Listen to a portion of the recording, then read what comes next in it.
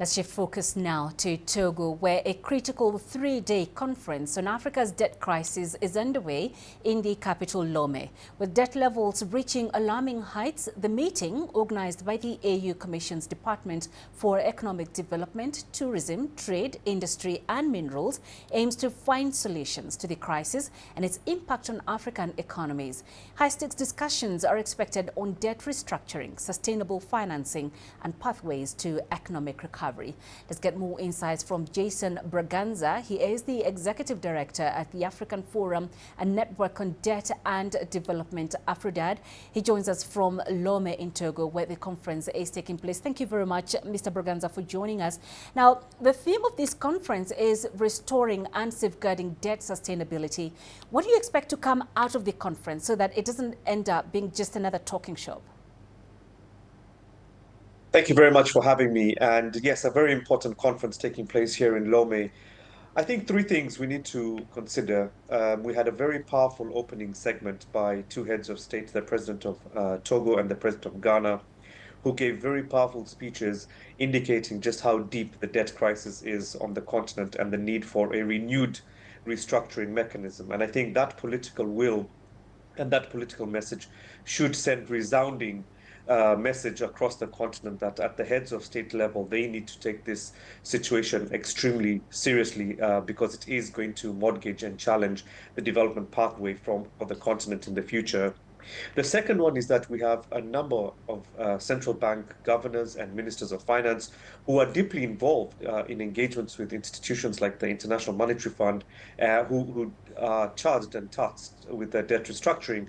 And as we know it right now, the existing debt restructuring mechanism under the common framework is not fit for purpose. This is a key message that also came out today on the first day of the conference from these ministers of finance and central bank governors. So hopefully, at the end of these 3 days, we will have some sort of commitment to move away from this common framework that's not working for Africa and towards a more intergovernmental, participatory process where both creditors, all creditors, and all borrowers can sit down around the table.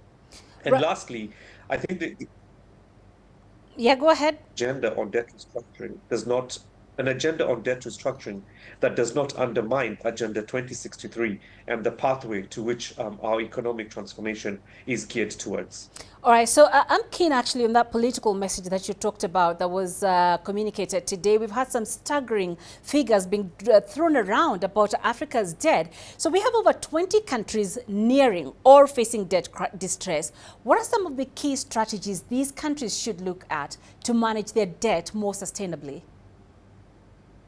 I think first and foremost, at the heads of state level, we need to come together and start coordinating and having a coherent common message on what the debt crisis actually is on the continent. And hopefully this conference will give us that after the end of these 3 days and that political messaging that we have been provided with by the heads of state from Ghana and Togo.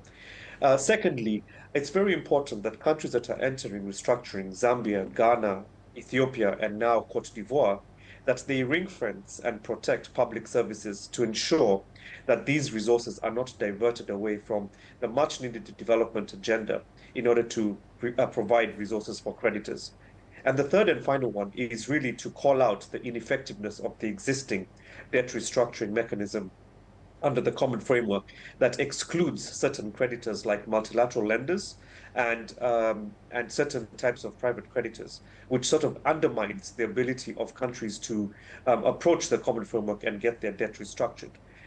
So we also need to make sure that there's a correct environment for countries that want to seek debt restructuring, that they have that correct environment. And a fourth strategy would be to ask and request en masse, as 55 African countries, for a debtor moratorium or a debt service suspension with non-interest rate bearing whilst restructuring is going on, so that there is no crowding out of fiscal space towards much needed public services. There's something you mentioned there about development, and it's usually a very delicate balancing act for governments. We have development on the one side and debt management on the other, and there's often a concern about the impact of high debt on public services. So how can African governments balance debt management with the need to provide essential services to their citizens? There are three ways, actually. We've seen in Zambia, for example, they've introduced a debt to tax revenue ratio, which means that only a certain percentage of their tax revenues can be allocated to debt servicing. And what this means is that it frees up a lot more of the tax revenue that the government of Zambia is going to be collecting in order to invest in public services. Also, what we can see is that the tax policies that countries are going to introduce, these should not be regressive and should not be the cost of borrowing should not be transferred onto citizens in that case. And the third strategy is, more broadly speaking, is to improve the oversight on debt management in terms of the role of parliament, the role of the judiciary, and the role of debt management officers as well as auditor general officers to make sure that they're able to account for the borrowing and hold accountable government for the borrowing that it is doing on behalf of citizens. So finally, as we look ahead, what do you envision for Africa's economic landscape in terms of debt sustainability? I think it's going to be a very bumpy road.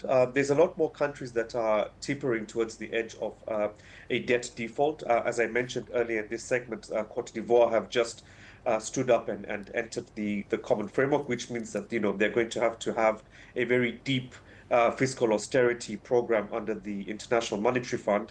There are several other countries, for example, Kenya, that have had to reorganize their engagement with the International Monetary Fund to ensure that they do not enter to any sort of debt crisis or debt default or have to go to capital markets.